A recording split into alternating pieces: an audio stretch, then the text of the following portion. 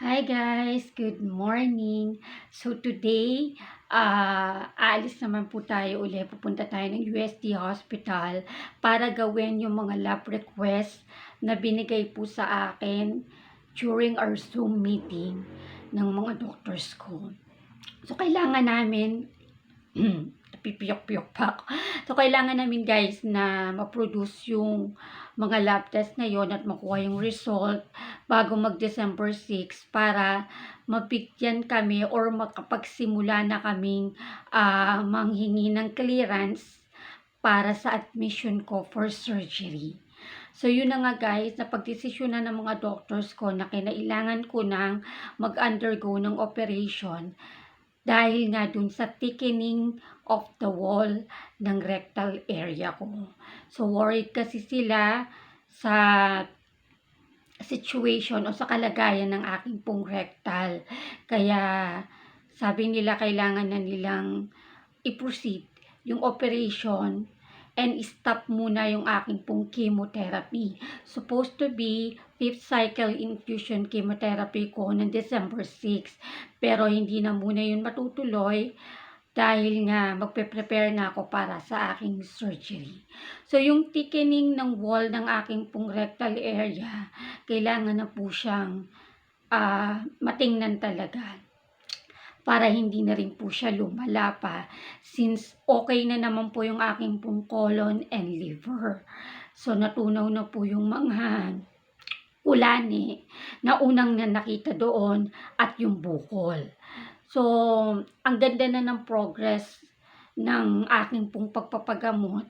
Tapos may bigla naman tayong nakita ang ating pong mga doctors sa CT scan ko na kailangan nilang bigyan ng pansin.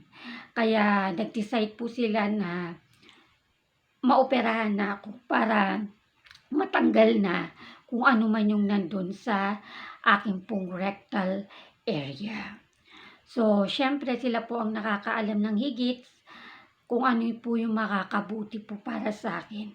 So, kailangan na lang talaga nating sumunod kung ano po yung mga step-by-step procedures po na ginagawa nila para po tuluyan po tayo na gumaling na. So, ngayon nga po, magkikita kami ni ate sa may TAF as usual. Then, pupunta kami sa pathology clinic para dun sa mga lab test na kukunin ko. Then, while waiting for the result, kasi 3 hours, kasi after nakukuha yung result ng CBC, ng platelets, ganyan, pupunta kami dun sa ECG, X-ray, and to the echo department para humingi ng schedule at alamin, syempre kung magkano yung amount ng nasabi pong mga procedures. Kapag nakakuha po kami ng schedule at kaya naman ng aming pong budget, ay magpuproceed po kami sa X-ray, sa to the echo, sa cardio na binigay po sa amin. So yun guys, i-update ko po kayong mamaya sa mga resulta po ng aking po mga lab test at sa schedule po na kukunin namin para po ako ay ma-x-ray or para po ako ay ma-x-ray.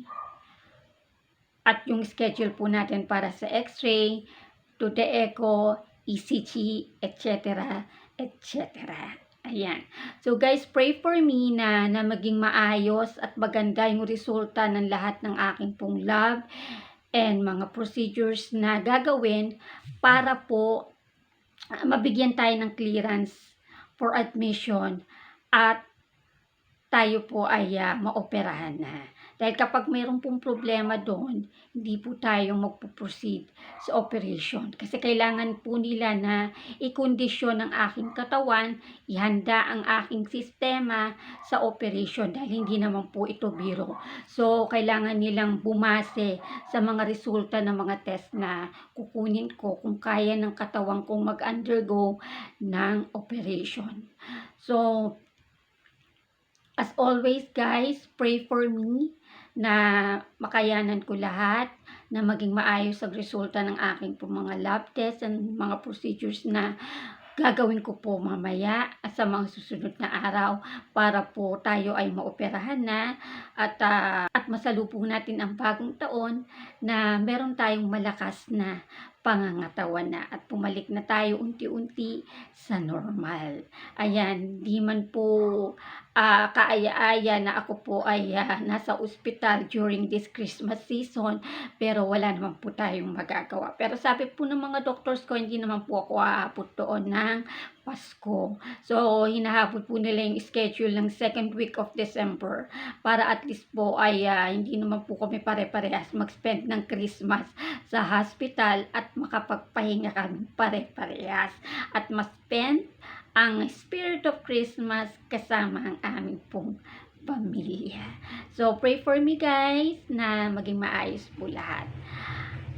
Ako po'y lumalaban at patuloy na lumalaban sa aking pong paglalakbay sa pagpapagamot at naniniwala po ako na darating po ang araw na magiging maayos at normal na muli ang aking pong pangangatawan at mawawala ng tuluyan ang iniinda nating sakit. Lagi lamang po tayo magdadasal at magtitiwala sa ating Panginoon dahil siya po ang tanging nakakaalam kung ano yung nakakabuti para sa atin. At siya po ang magbibigay ng kalakasan sa atin na lumaban sa hamon ng buhay. Eternity later.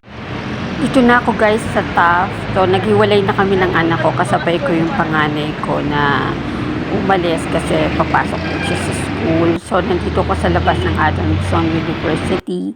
Hinihintay ko na lang si ate. 6 a.m. pa lang po ng umaga ngayon. A few moments later.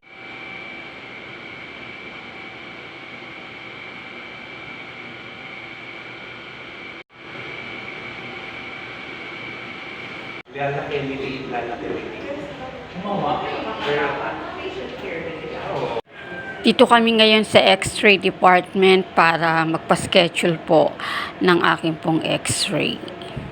Need naming magpa-register and syempre we'll be paying the amount allotted to us para mabigyan kami ng session today. Dito naman kami guys sa heart station para sa ECG and to the echo.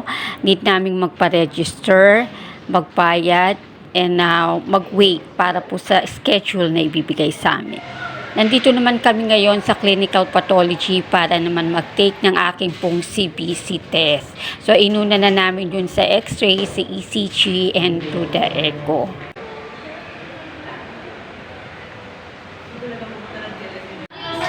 While waiting po sa result ng aking pong CBC, lumabas muna kami ni ate at kumain para kahit pa paano magkaroon tayo ng lakas. Then bumalik na lang uli kami dun sa UST Hospital. At nagstay kami dun sa lobby. Kahit paano nakapag-relax tayo dito guys kasi malamig dito.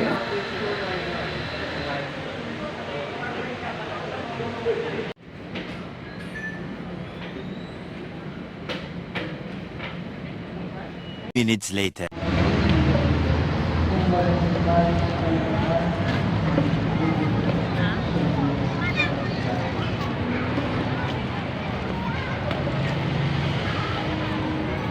So guys, nandito na kami ngayon sa Chowking UN. Aantayin ko yung panganay kong anak, kaya kumain kami ng lunch. Si ate nagkanin, ako nag-siopaw lang, nagpapila ko ng ice cream sa Jollibee dahil walang halo-halong available sa Chowking. A few inches later.